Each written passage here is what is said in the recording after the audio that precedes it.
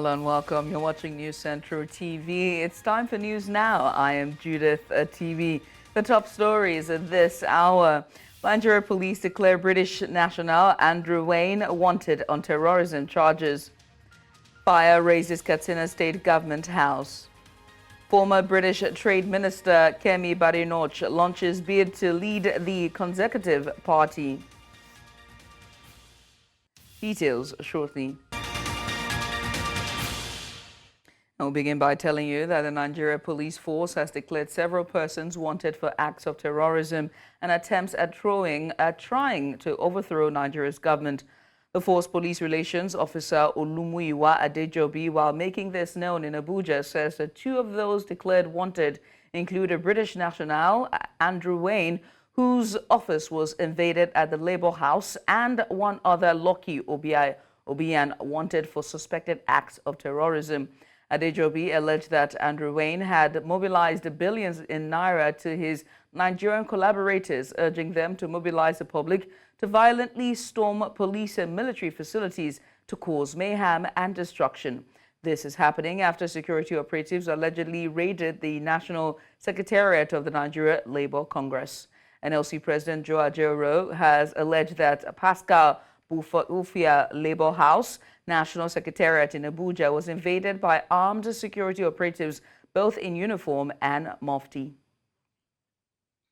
He mobilized and deployed several billions of naira to his Nigerian collaborators, urging them to mobilize the public to violently storm police facilities and military barracks, anticipating a bloodbath.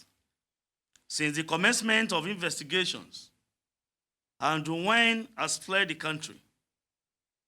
He and one of his local coordinators, one Lucky Obian, have accordingly been declared wanted, and global hunting for them has commenced in connection with this investigation. The 10 other suspects already apprehended have been arraigned before a competent court of law today, Monday, September 2, 2024. In the meantime, the End Bad Governance protesters have pleaded not guilty to treason charges as the trial commenced this morning at the Federal High Court headquarters, Abuja. The charge sheet accuses the defendants of crimes including treason, conspiracy to destabilize the country, intimidating the president, and damaging the Nigerian Communications Commission (NCC) facility in Kano. The charges claim the accused acted with the intent to commit a felony to undermine the nation's stability between July 1st and August 10th. The accused protesters are being arraigned before Vacation Judge Justice Emeka Nwate. Renowned human rights lawyer Femi Falana leads the team of lawyers to defend the protesters. Away from that, the Katsina State Government House in Katsina has reportedly been gutted by fire early Monday morning. Sources close to the government house confirmed the incident on Monday after flames were captured around the area, confirming the happening. A source whose house is close to the government house said that the fire started at about 6 a.m. The chief press secretary to the governor, Ibrahim Mohammed, noted that the state governor, Diko Rada, was not in the office when the incident happened. He explained that the governor attended a zonal town hall meeting outside the Katsina town while the fire raged. And now to politics. The People's Democratic Party has announced that Nyesom Wike, the Minister of the Federal Capital Territory, will face a disciplinary committee over alleged anti-party activities. PDP Deputy National Publicity Secretary Ibrahim Abdullahi said Wike has been summoned to appear before the disciplinary committee led by Tom Ikimi, which was established by the party's National Working Committee in August to address misconduct, uphold party discipline, and ensure accountability. Abdullahi further criticized Wike's recent remarks about putting fire in their estates in reference to PDP governors, calling his comments unacceptable.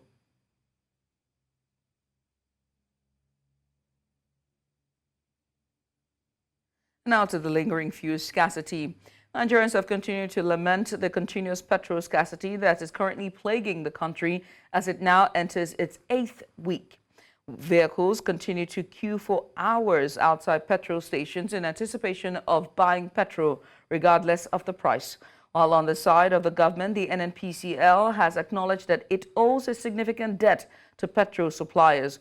Our correspondent Benet Akede visited some petrol stations in Lagos and filed this report. As the lingering petrol scarcity enters its 8th week, it seems nothing has changed. Long queues can still be seen outside petrol stations as Nigerians get frustrated even more. I wonder what is happening in this country. What are we gaining from the federal government, if not for fuel? If they don't know what to do, let them leave the office. I've been here for over 2 hours. And the way it is, as you can see, we don't know when we are going to leave this place. I'm supposed to be in my office by now. See, look at me queue for a fuel because I need to get a fuel to move to VI where I'm working. By 1 o'clock, people was here. The people continue to lament on how this unending scarcity has been affecting their businesses and lives in general. They once again call on the government to seek a permanent solution to this hardship. Me as a taxpayer, before in my house, where I stay, normally I pay 1,000 naira as tip here, going and coming. But now, sincerely, I pay almost 2,000 naira a day. I believe if they really want to do this thing, first thing to do is to enable all this refinery. Let our refinery be functioning. I can't look for a way of reducing this smile and wahala for us because we are facing a lot of problems. When you want to go home, problem. When you are coming to go to the office, another problem. So for how long are we? This will not even make us to live long in this country. Weeks ago, the cause of the scarcity was blamed on logistic challenges, and in a virtual interview with News Central, the National Publicity Secretary, Ipman, gave the same reason for the continued crisis. Importation problem, road transportation, and we are not producing petroleum products here. So everything, we are sourcing petroleum products from outside the country. So it depends whenever the vessels arrive, whatever hiccups the vessel encounter on the way, it will also definitely affect our local petroleum refined products supply. Most recently, however, the NNPCL had been accused of owing suppliers. The company eventually responded with a statement signed by its Chief Corporate Communications Officer, Olufemi Shonaye. The statement reads, NNPC Limited has acknowledged recent reports in national newspapers regarding the company's significant debt to petrol suppliers. This financial strain has placed considerable pressure on the company and poses a threat to the sustainability of fuel supply. In line with the Petroleum Industry Act, PIA, NNPC Limited remains dedicated to its role as the supplier of last resort, ensuring nationwide energy security. We are actively collaborating with relevant government agencies and other stakeholders to maintain a consistent supply of petroleum products nationwide. From the statement issued by the NNPCL, no particular time has been given as to when this fuel crisis will eventually come to an end. Nigerians have to wait and see and endure for a little longer. The question now is, how much more can Nigerians endure? In Lagos for News Central, I'm Benet Akede. Very pertinent question there from Benet Akede. We go on a short break. When we return, we will tell you about the contribution by ECOWAS to provide emergency food and nutrition assistance to severely food insecure people in northwest Nigeria. Join us again. Welcome back. The governor of Delta State, South Nigeria, Sheriff Oboriwori, has called on the federal government to tackle insecurity in the country. The governor, who was represented by his deputy, Monde Oyema, made the call while speaking at a special Thanksgiving by Joanne Oyemechi, popularly known as Ada Anioma, at the Mountain of Fire and Miracles Ministries, Asaba. According to him, Delta is relatively peaceful, but the federal government, as a controller of the security apparatus in the country, should do more to ensure the security of lives and property. Recall that Oyemechi, former federal lawmaker and commissioner in the state, was kidnapped on July 30th in a church in Asaba and stayed in the kidnapper's den for 10 days before she regained her freedom.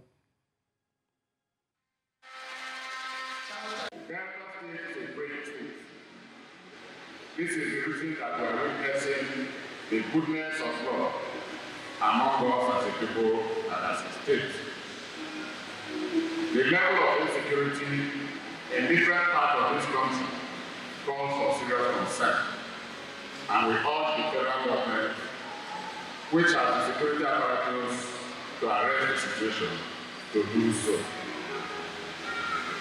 We thank our security men and women for the sacrifices they are making day and night for our country to be more peaceful. Our guest to Delta is enjoying relative peace. This is the reason we have seen a lot of investors and holidaymakers coming into our state. We will continue to rely on God for our state to be more peaceful and for us not to experience any of the incidents again. The 19 medical students and one doctor of the universities of Jos and Maiduguri kidnapped by unknown gunmen earlier this month and later freed after 9 days in captivity have returned to their various universities. The medical students were kidnapped in Benet State, Nigeria, while on their way for the Federation of Catholic Medical and Dental Students annual conference. News Central's Chizoba Anionwe in Jos, Plateau State, got a wind of their return to the state, met with them, and filed in this report. Take a look. For security reasons, we were not allowed to publicize names nor take shots of the students, but this was their arrival, where they are putting up for therapeutic intervention.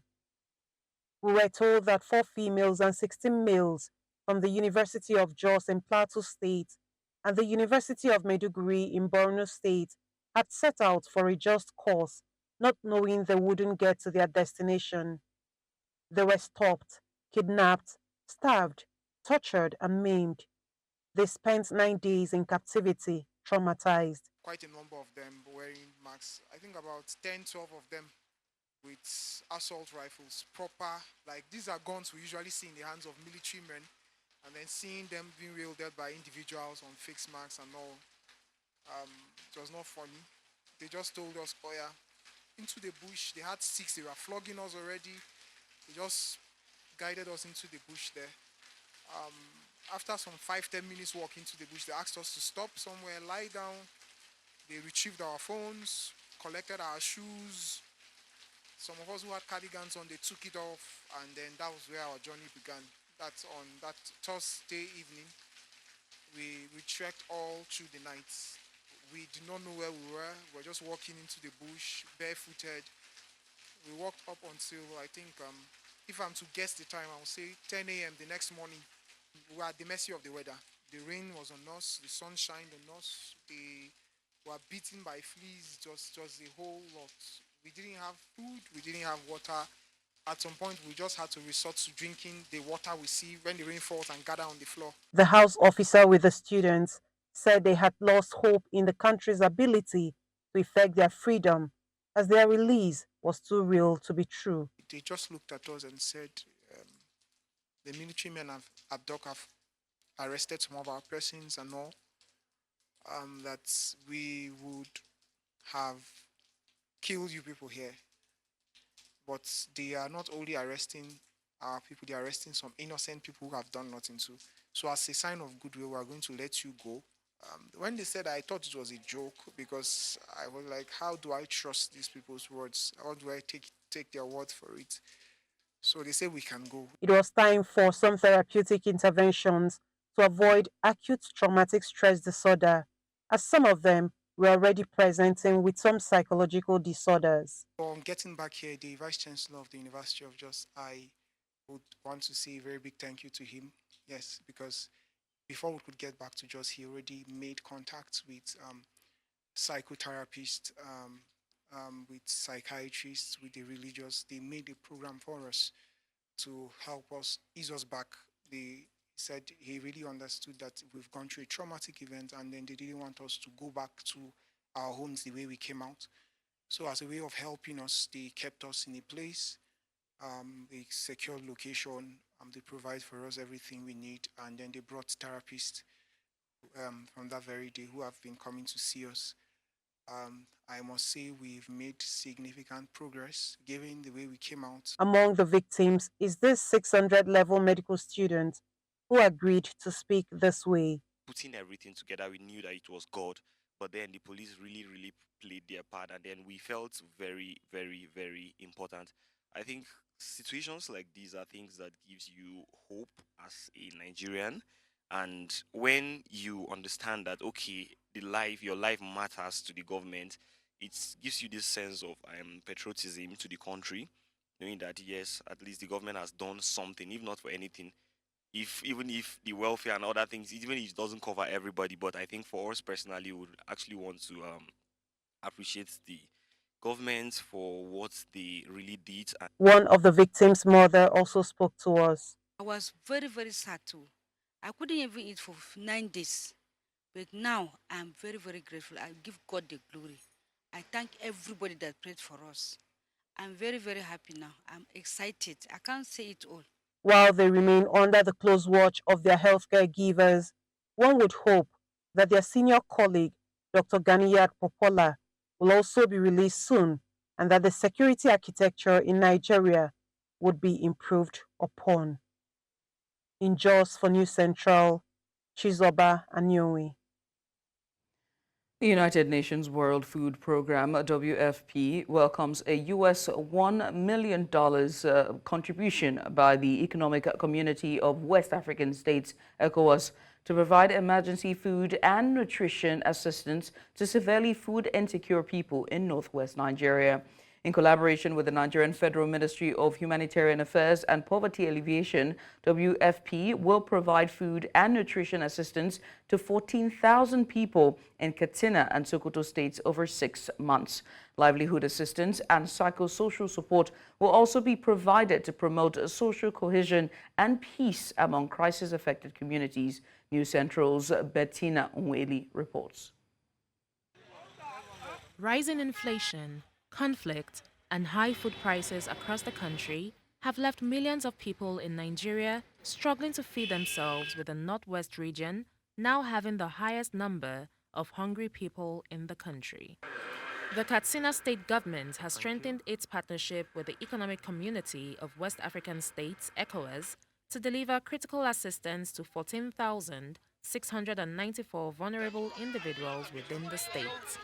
We, worked together with the partners, as I said, and we are looking at the most vulnerable because the money cannot provide for everybody. So the most vulnerable among those who are affected by the crisis are the ones we are looking at.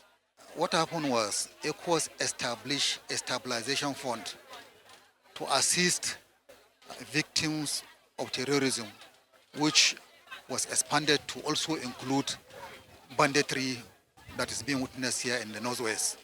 So it was ECOWAS Commission that came up with the idea of setting aside $1 million to be given to Nigeria every year, so that they will come up with a program on providing succor and alleviation initiatives to victims of insecurity. This collaborative initiative is designed to alleviate the challenges faced by those in dire circumstances, especially those who have been displaced or affected by banditry, cattle rustling, and kidnapping. I really appreciate. Mun gode kwarai da gaske. Gaskiya mun gode kwarai da gaske. Allah ya sa albarka. We thank you very much and God bless you. Maganar da zan yi muna godiya, Allah ya saka musu alheri. Allah ya ƙara buɗe, Allah ya ƙara rufe asiri, Allah mai da kowa gidan shi lafiya. Muna godiya kwarai da gaske. Zowa ta nan wurin an kira mu ne, an ce mu zo mu an shi tallafi. To kuma alhamdulillahi mun samu tallafin. Allah ya saka da alkhairi. Wannan gwamnati ubangiji Allah ya ƙara ɗauka shi. Allah ya sa wuce haka ma. Allah ya sa zama shugaban ƙasa. Arfan manzon Allah sallallahu alaihi wasallam mun gode. Speaking at the official launch of Phase 2 of the World Food Programme Stabilization Project in Katsina, Governor Diko Umaru Rada outlined the state's initiatives in addressing the needs of vulnerable families. He noted that Katsina is one of the few states that has domesticated the federal government's approach to supporting vulnerable and poor households following the establishment of the Katsina Social Investment Program Agency, KASIPA, coordinating the state operating units and cash transfer units. While we are ready to support our citizens, we became vulnerable due to banditry, kidnapping, and cattle rustling, among other factors. We also want to deliberately empower them and others so they can become independent and contribute to the state economy. The state is working with many development partners, donor agencies, among others, on this through several state ministries, departments, and agencies. By providing nutritional support, we ensure that no child goes to bed hungry. That pregnant women have the nourishment they need, and that our elderly are cared for. The representative of the World Food Programme highlighted the intervention's role in addressing the severe food security situation in northwestern Nigeria caused by various factors. This intervention from ECOWAS is a donation of $1 million, out of which WFP has supplemented this with about $600,000 to cover associated costs, because the $1 million that we are receiving from ECOWAS, the Minister of Humanitarian Affairs, is going directly to the beneficiaries. We're seeing a spike in the number of the people who are food insecure, particularly in the northwest. There are currently 6.3 million people who don't have enough food to eat in this region, and that's up by 2 million in just 1 year. Overall, in Nigeria, the World Food Programme, WFP, is providing food and nutrition assistance to 1.2 million people in the conflict-affected northeastern states of Borno, Adamawa, and Yobe, and supporting some 200,000 vulnerable people in the northwest.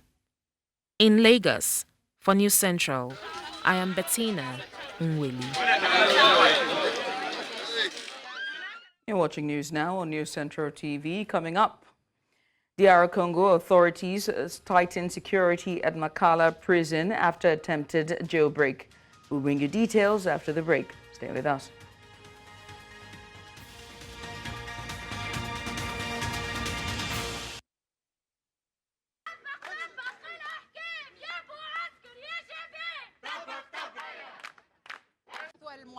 معناتها الحقيقة اللي صار هذه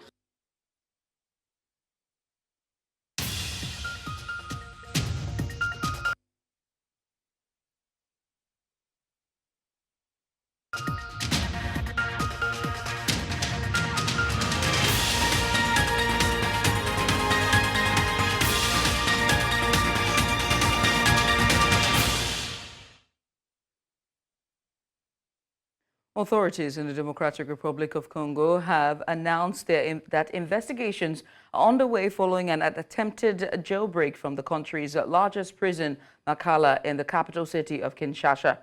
Government spokesman Patrick Muyaya said in a statement on Monday that security forces are on site to restore order and secure the facility. Although witnesses reported hearing gunfire, authorities have not released any information on the number of prisoners who may have escaped. The circumstances surrounding the overnight escape attempt remain unclear. Ça c'est bandit depuis 1h du matin, 5h. Dans 5h là, na 3h on a examen qui kobomana qui ba boaka ba grenade don ba bouc. Policier retard ya kaka mbilo prison de basalaki salaki on doit basasi policier retard policier avante ti ba 5 policier salaki te bazo kima côté tout au monde na bango ba prisonnier bazo kima compagnie ta omone komi boye bakangi nzela to ba kwa awa l'état a tela biso sécurité mais na CPP na la police na biso ba tela sécurité la prison nyo c'est l'équipe BMR prison longwa awa ezonga luzumu ezonga kuna. Ugandan police on Monday arrested 3 semi-naked protesters in the capital, Kampala, as they marched against corruption. The women, members of a civil society group called the Uganda Freedom Activists, were detained while working towards parliament. The group is linked to youth-led anti-government protests held earlier this year. Corruption remains a significant issue in Uganda, which ranks 141 of 180 countries on Transparency International's Corruption Index. The nation has been rocked by multiple scandals, including involving public officials. Earlier this year, the United States and Britain imposed sanctions on several Ugandan officials, including Parliamentary Speaker Anita Among and 2 former ministers over alleged corruption. Tunisia's Electoral Authority announced on Monday that it has approved 3 presidential candidates for the upcoming October 6th election, including incumbent President Kais Saied, while dismissing 3 other candidates despite court rulings that allowed them to run. The 3 disqualified candidates had successfully appealed their exclusion at the administrative court last week after being barred by the High Independent Authority for Elections for failing to secure the required number of endorsements. They were among 14 hopefuls initially rejected from the race. In response, members of NGOs had held a rally outside the electoral headquarters in Tunis, protesting the exclusion of candidates from the election despite court decisions in their favor. معناتها الحقيقة اللي صار هذه سابقة خطيرة وخطيرة جدا. نأسفوا اللي خلطنا للاستاد هذايا الحقيقة، وما على كل واحد أنه يتحمل مسؤوليته. عايشك شكرا. معناتها لها الحق أنها تعمل اللي تحب، ولها حق أن تتجاوز كل معناتها حتى الأحكام اللي صادرة من أعلى جلسة عامة، معناتها من أعلى رتبة في القضاء، معناتها هي كما التعقيب. لهنا ما عادش نجموا ننفذوا قرارات المحكمة إذا كان مؤسسة نتاع دولة ما تنفذش القرارات. شنو تحب المواطن؟ معناتها هذه شنو الرسالة أن نبعثوها للمواطن؟ معناتها تصبح الانتخابات في صورة أنه ذهبنا في هذا المنحى مجرد انتخابات سورية لن يشارك، معناتها التوانسة ما يتحمسولهاش، ونسبة المشاركة سوف تشابه حسب رأيي ما حدث في الانتخابات التشريعية والمحلية، وهذا بالطبيعة يضرب مشروعية وشرعية السلطة القادمة ويعطينا يعني يدخلنا في متاهات إن شاء الله. You're watching news now on News Central TV. Still ahead. Former British Trade Minister Kemi Badenoch launches bid to lead Conservative Party. We'll bring you details after the break. Join us again.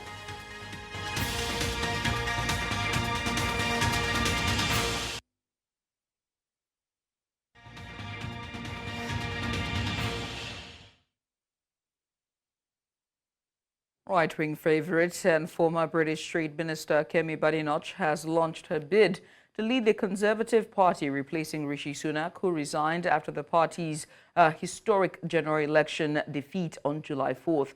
The new Tory chief will be announced on November 2nd and will become the official leader of the opposition in Parliament.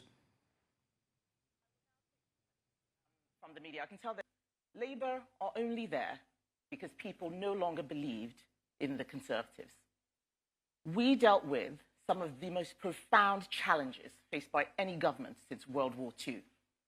The aftermath of the financial crisis, COVID, Ukraine. But we ended up mired in scandal, unable to deliver on our promises, and fundamentally distrusted. It's time for something completely different. The British people are yearning. They are yearning for something better, and this Labour government is not it. I want to help us rebuild the party, rewire the state, reboot the economy, revive our country and make it go places. And we need to do this because the challenges of the next decade are going to be even bigger than what has come before. This is why my campaign is called Renewal 2030 and not Kemi for Leader. The problems of the future cannot be solved by one person. The Reform Party cannot solve them. Liberal Democrats cannot solve them. The Labour Party will not solve them.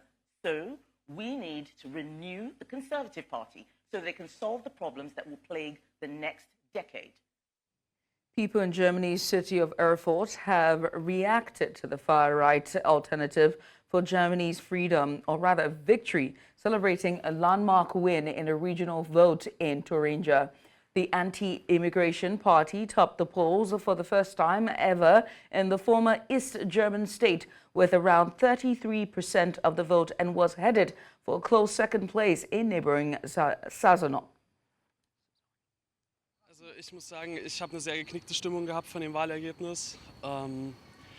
Also wir gerade als Studenten oder auch als große Stadt Jena hier in Thüringen, wir sind ja eigentlich für ein sehr weltoffenes Thüringen. Wir wollen, dass Deutschland für alle da ist. Wir wollen halt auch, sage ich mal, als Bundesland halt auch ein Zeichen setzen, gerade als Osten, der ja auch in Deutschland ein bisschen untergegangen ist seit der Wiedervereinigung. Ja, also meine Stimmung ist sehr schlecht, um ehrlich zu sein, weil ich gestern habe ich den ganzen Tag die Nachrichten verfolgt und auch auf Instagram bin ich verschiedenen Seiten gefolgt und war natürlich auch selbst wählen und deswegen ist meine Stimmung sehr schlecht, weil ich mir ein anderes Ergebnis gewünscht hatte. Ich habe damit gerechnet, dass es so ausgeht, aber das dann am Ende zu sehen, dass dann die Ergebnisse doch so waren, war schon sehr... Israeli police have detained several protesters after they tried to block a highway near Tel Aviv to call for a deal to release the hostages. The demonstration was organized in support of a strike called by Israel's largest labor union to pressure the government into reaching a Gaza deal to free hostages.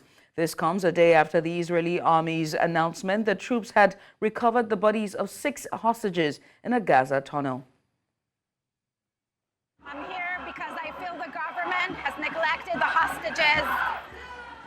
They don't care about the hostages. I mean, I think this should have happened 6 months ago. I mean, it's horrible what they are suffering over there, and we need to do everything we can to help them. They need our voice. They need us to stop everything and make sure there's a deal on the table. I'm here today to protest against the government that is allowing our hostages to die and general just tearing apart the country.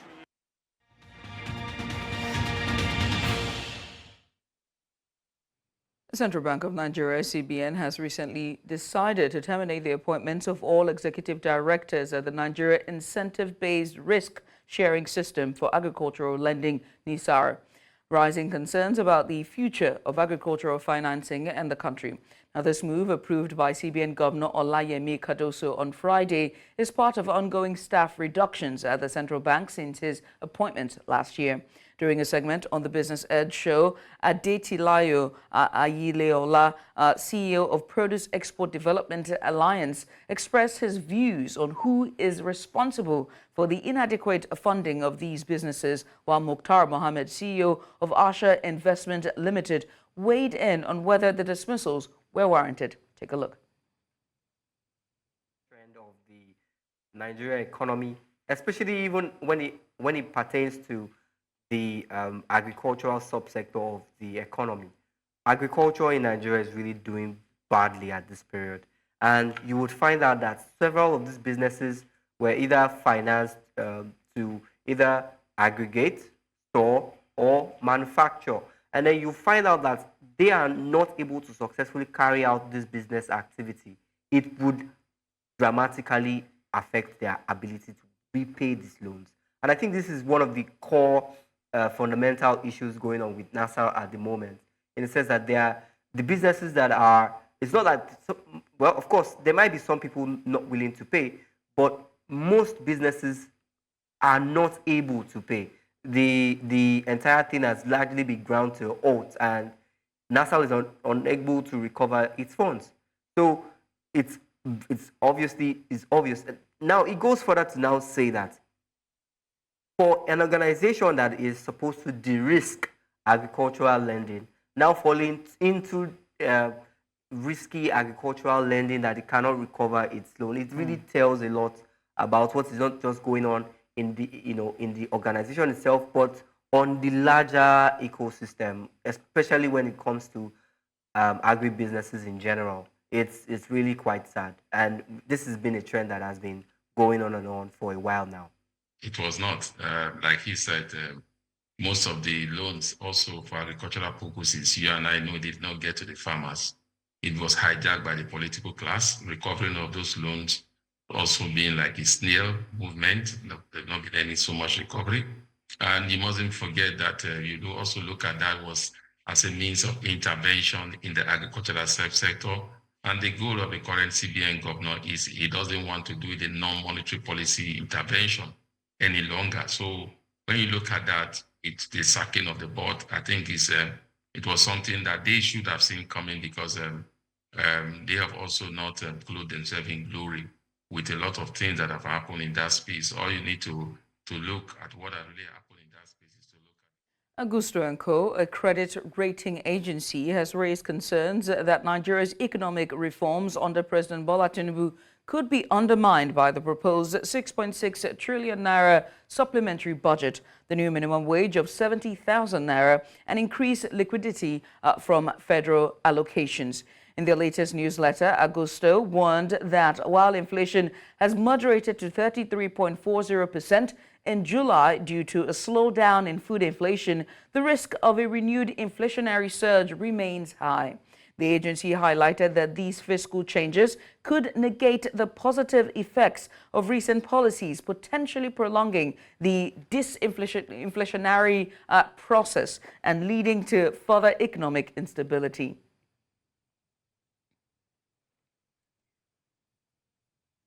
Nigeria's increased maize yields will probably make up for the country's lowest crop area in over 15 years, as growers are driven away by the country's violence, rising input costs, and unstable political climate. The Mantle Labs Corp Conditions Index, which evaluates the crops using satellite data and artificial intelligence, shows that the second week of August yields in Katsina State, the second largest corn growing region in the nation, were at their highest points since 2019.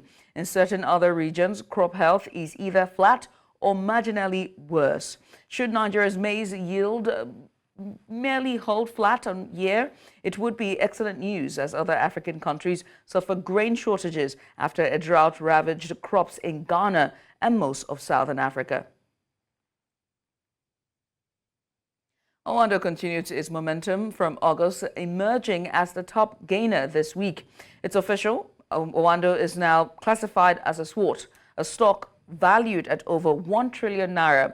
Now, during a discussion on Market Pulse, Ayodeji Ebo, MD, Chief Business Officer at Optimus by Afri Invest, shared his insights on whether he foresees any potential drawbacks or if he believes the company will solidify its position in the market. Take a look.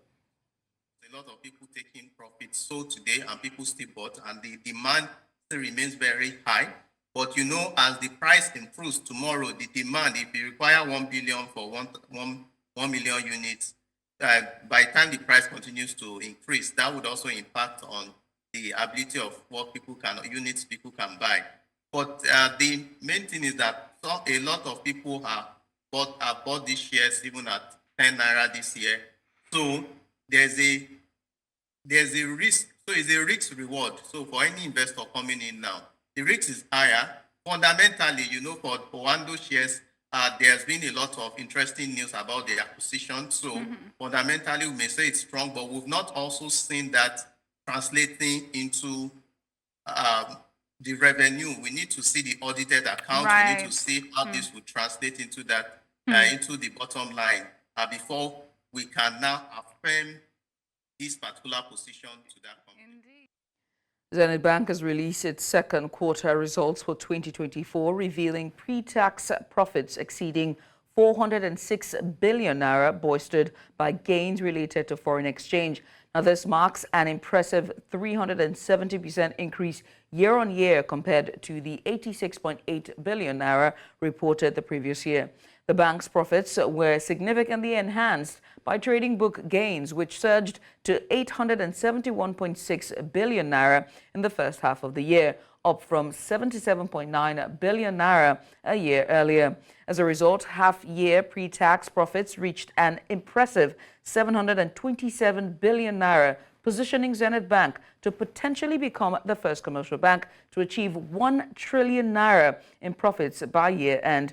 During a segment on Market Pulse, business analyst Frank Fagbo shared his thoughts on what particularly stood out in the earnings report. Take a look.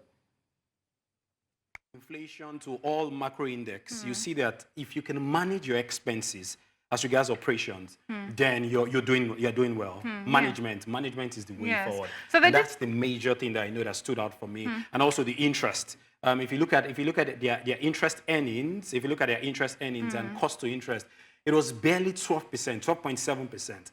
And that was because of what happened throughout this year. You see what is happening with our NPR, 26.75%. So that NPR made a lot of banks make a lot of money. And how do I mean 26.75% as NPR? That's our interest rate. So an average business person goes to...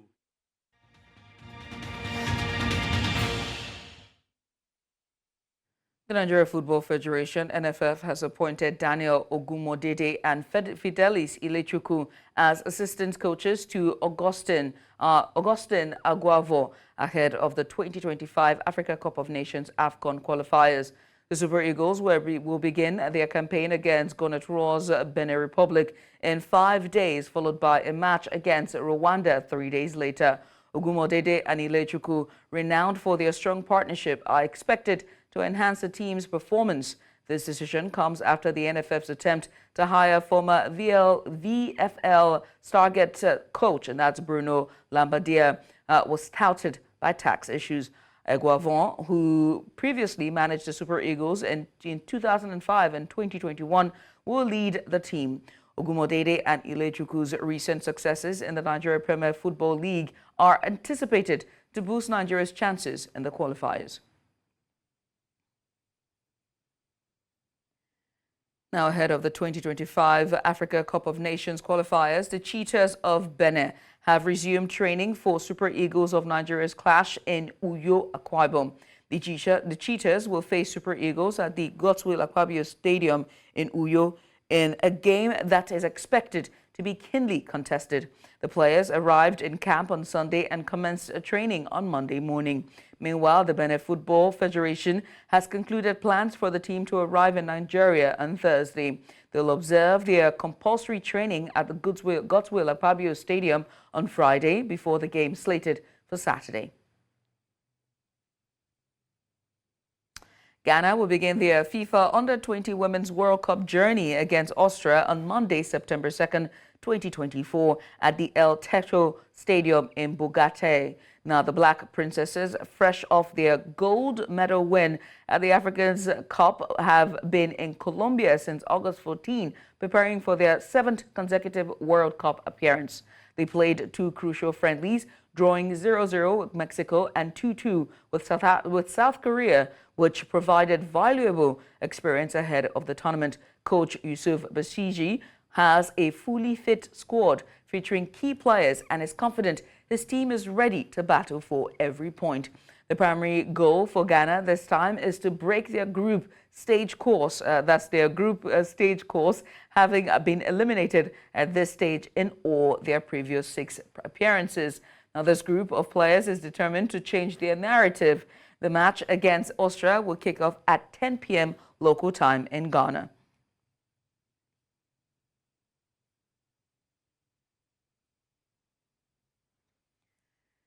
And that's all at this time. But before we go, let's take another look at some of the major stories.